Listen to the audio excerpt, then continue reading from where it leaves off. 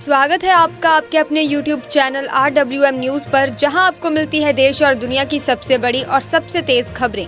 आज की top breaking news में युवाओं के लिए बड़ी खुशखबरी, अप्रेंटिसशिप स्टीपेंड में 30% बढ़ोतरी की सिफारिश, नॉर्थ ईस्ट को मिलेगा डिजिटल बूस्ट, IT सचिव बोले टेक्नोलॉजी से सशक्त होगा पूर्वोत्तर। दिल्ली की झुग्गियों पर फैलाई जा रही अफवाहें, CM रेखा गुप्ता ने दी सफाई, एक भी बस्ती नहीं तोड़ी जाएगी।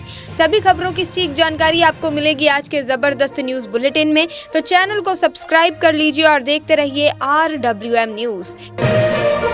PM नरेंद्र मोदी गुजरात जा रहे हैं। गांधीनगर में वहां महात्मा मंदिर में करीब 5,536 करोड़ रुपए की कई बड़े प्रोजेक्ट्स का उद्घाटन और शिलान्यास करेंगे। इनमें शहरी विकास से लेकर सड़कें, पानी का सही मैनेजमेंट, हेल्थ से जुड़ी सुविधाएं और रेवेन्यू सर्विसेज जैसी कई जरूरी चीजें शामिल हैं।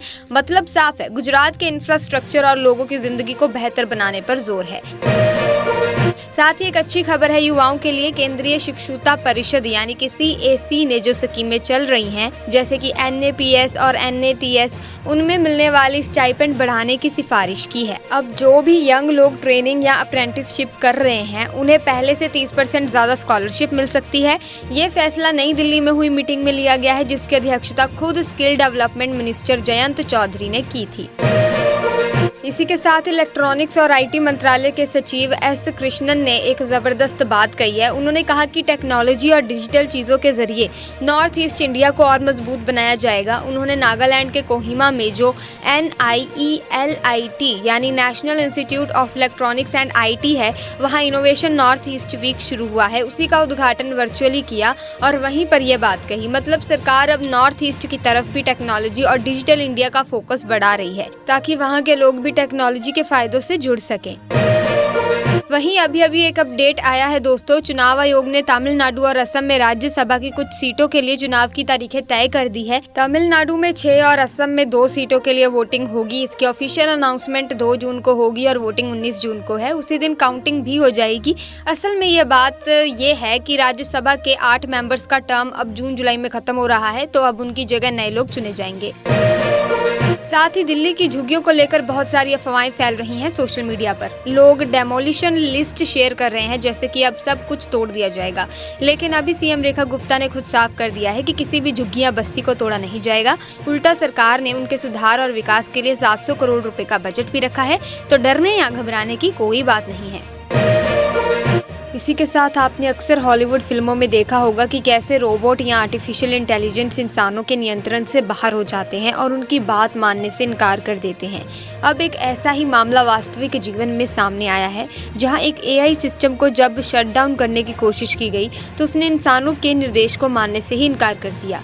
ये घटना न सिर्फ हैरान करने वाली है, बल्कि इस पर गहन सोच और सतर्कता की भी जरूरत है, क्योंकि ये तकनीक की बढ़ती क्षमता और संभावित जोखिमों की ओर इशारा करती है।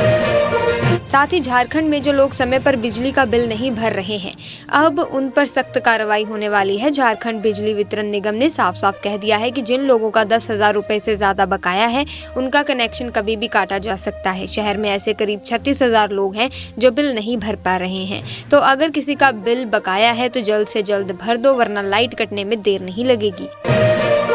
साथ ही राज्य में जो पैक्स यानी ग्राम स्तर पर जो सहकारी संस्थाएं होती हैं ना, उनका कंप्यूटरीकरण किया जा रहा है और अब ये कॉमन सर्विस सेंटर की तरह भी काम कर रही है। अब तक करीब 4,316 पैक्सों ने मिलकर 4.5 करोड़ से भी ज्यादा का कारोबार कर लिया है और ये तो बस शुरुआत है। ग्रामीणों को इन सेंटरों से 300 से ज्यादा तरह की सेवाएं मिल रही हैं, जैसे आधार, पेंशन, बैंकिंग, बिल पेमेंट वगैरह।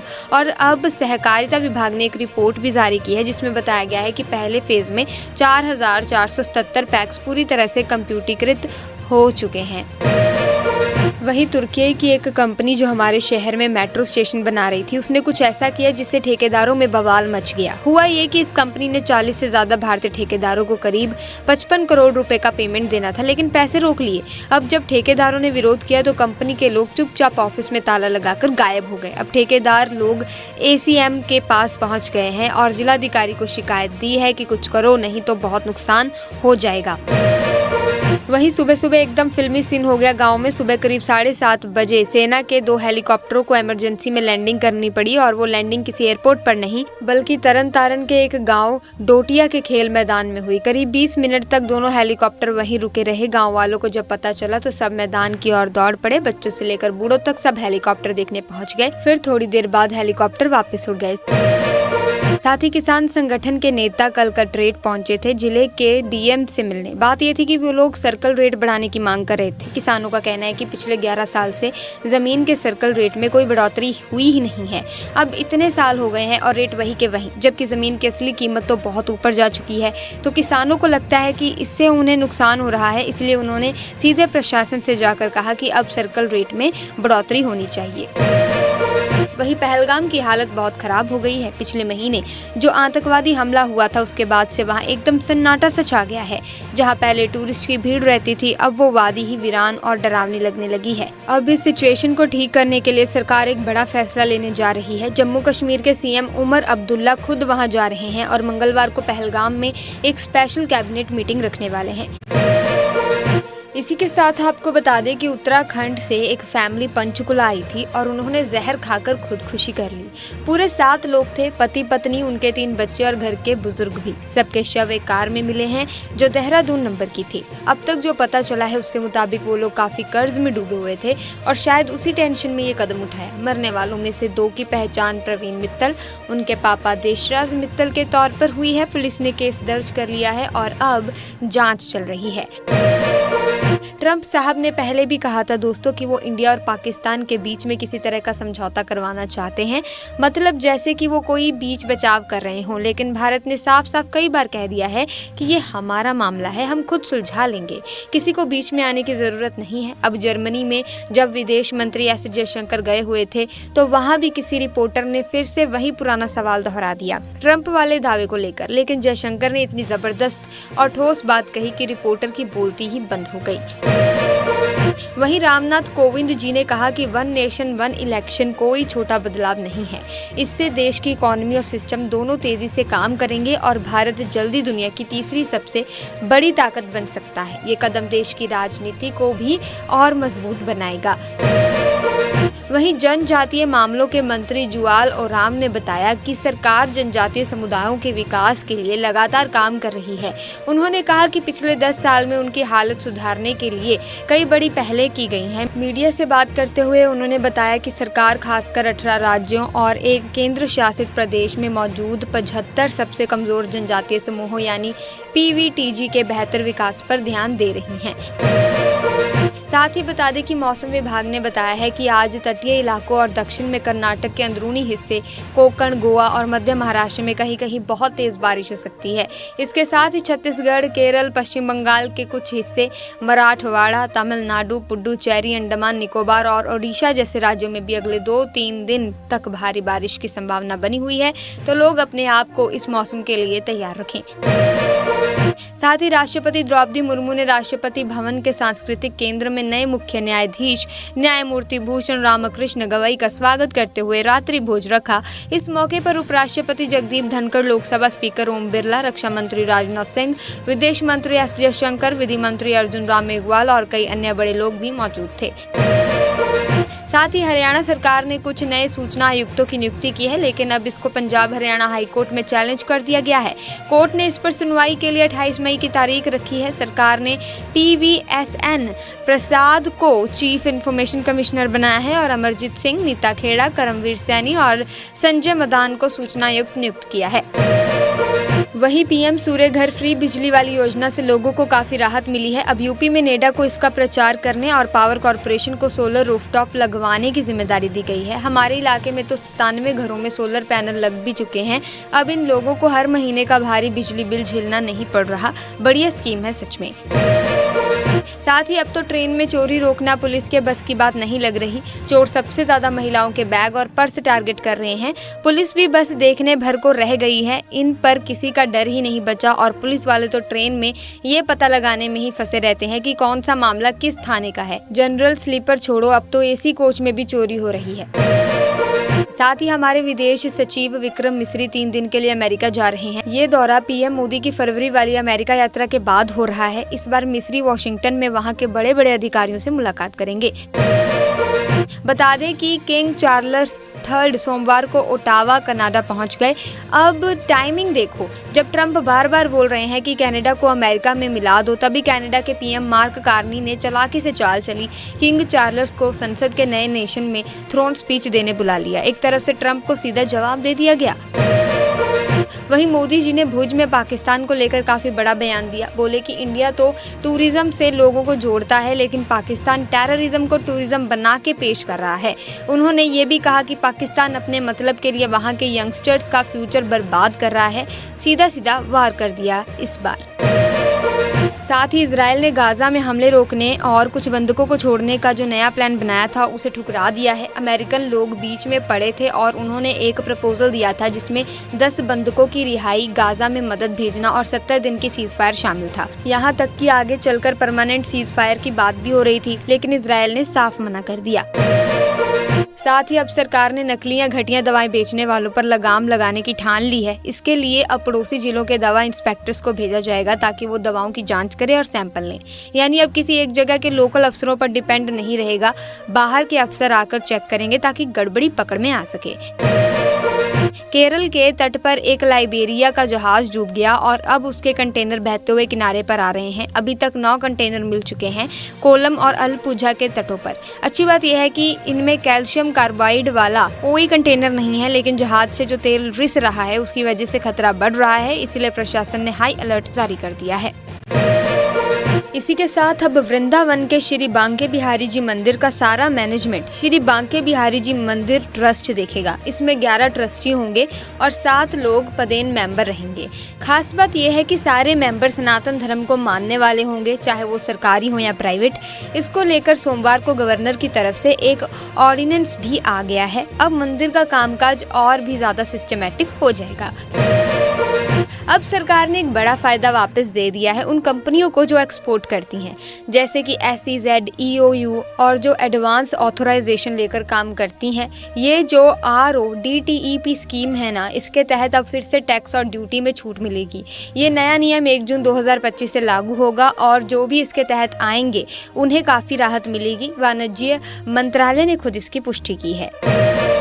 साथ ही अमृतसर में मजीठा रोड बाईपास पर सुबह करीब 9:30 बजे जोरदार धमाका हुआ। एक आदमी उसमें बुरी तरह से घायल हो गया था, बाद में उसकी मौत हो गई। DIG सतिंदर सिंह ने बताया कि जो मरा है वो खुद किसी आतंकी संगठन से जुड़ा हुआ था, मतलब वो खुद उस नेटवर्क का हिस्सा था। इंडसइंड बैंक के अकाउंट्स में कुछ गड़बड़ की शिकायत आई है। नेशनल फाइनेंशियल रिपोर्टिंग अथॉरिटी को किसी ने शिकायत भेजी है, वो भी सीधे सरकारी पोर्टल से। अब NFRA ने इसको लेकर RBI से बात की है ताकि सारी चीजें फिर से ठीक से जांच ली जाए और अगर RBI ने पहले से कुछ जांच की है तो उसे दोबारा ना करना पड़े। मामला थोड़ा सीरियस लग रहा है। साथ ही झारखंड में फिर से कोरोना का नया वेरिएंट आ गया है, JN1 नाम है उसका। अब झारखंड सरकार थोड़ा अलर्ट हो गई है। उन्होंने सारे सरकारी अस्पतालों में डॉक्टरों की छुट्टियां कैंसिल कर दी है जब तक आगे कुछ और आदेश ना आए। साथ ही हर जिले को कहा गया है कि अपने अपने अस्पतालों में आइसोलेशन वार्ड बना लें, ऑक्सीजन सप्लाई भी चेक कर लें, कहीं कमी ना हो और जो भी जरूरी दवाइयाँ हैं वो भी पहले से स्टॉक में रख लें। अब दिल्ली पुलिस वालों को वर्दी पहनकर इंस्टाग्राम रील्स या वीडियो बनाना मना कर दिया गया है। पुलिस हेडक्वार्टर्स की तरफ से साफ साफ आदेश आया है कि कोई भी पुलिस वाला अगर वर्दी में वीडियो बनाकर सोशल मीडिया पर डालेगा तो उसके खिलाफ एक्शन लिया जाएगा। पुलिस कमिश्नर संजय अरोड़ा ने तो ये भी कहा है कि जो भी 24 अगस्त 2023 को बनाए गए सोशल मीडिया के नियमों को तोड़ेगा उसके खिलाफ सख्त कार्रवाई होगी। मतलब अब ड्यूटी के टाइम शो ऑफ करना भारी पड़ सकता है। साथ ही प्रहलाद जोशी, जो कि हमारे देश के केंद्रीय खाद्य और उपभोक्ता मामलों के मंत्री हैं, दिल्ली में एक मीटिंग करने वाले हैं। मीटिंग का मकसद है उन डार्क पैटर्न्स को रोकना जो ई-कॉमर्स साइट्स पर लोगों को धोखे में डालते हैं। जैसे जब हम कुछ खरीदना नहीं चाहते फिर भी बाय बटन बड़ा बना होता है या फिर कोई स्कीम छुपा ली जाती है। इसमें Amazon, Flipkart, Meesho, Zomato, Swiggy, Paytm, Apple, Ola, Uber जैसी बड़ी कंपनियां आ रही हैं। मतलब फूड, ट्रैवल, फैशन, फार्मेसी, हर फील्ड की कंपनियां शामिल होंगी। सरकार चाहती है कि सब मिलकर इस यूजर धोखे वाली प्रैक्टिस को खत्म करें। ओडिशा सरकार ने पुरी के जगन्नाथ मंदिर से जुड़े कुछ खास धार्मिक और सांस्कृतिक शब्दों को ट्रेडमार्क कराने का फैसला लिया है। ऐसा इसीलिए किया क्योंकि हाल ही में पश्चिम बंगाल के दीघा में एक नया मंदिर बना है और उन्होंने उसे जगन्नाथ धाम नाम दिया है, जिससे ओडिशा वालों को आपत्ति हुई। इसीलिए सरकार ने फैसला लिया है कि ये नाम और उससे जुड़ी बातें सिर्फ पुरी के मंदिर के लिए ही हों, ताकि किसी और जगह गलत इस्तेमाल ना हो। साथ ही लालू प्रसाद यादव फिर से दादा बन गए हैं और तेजस्वी यादव भी दूसरी बार पिता बने हैं। तेज प्रताप और अनुष्का के बीच जो टेंशन चल रही थी, उसके बीच लालू परिवार में खुशी की खबर आई है। तेजस्वी ने अपने बेटे की फोटो एक्स पर शेयर की है।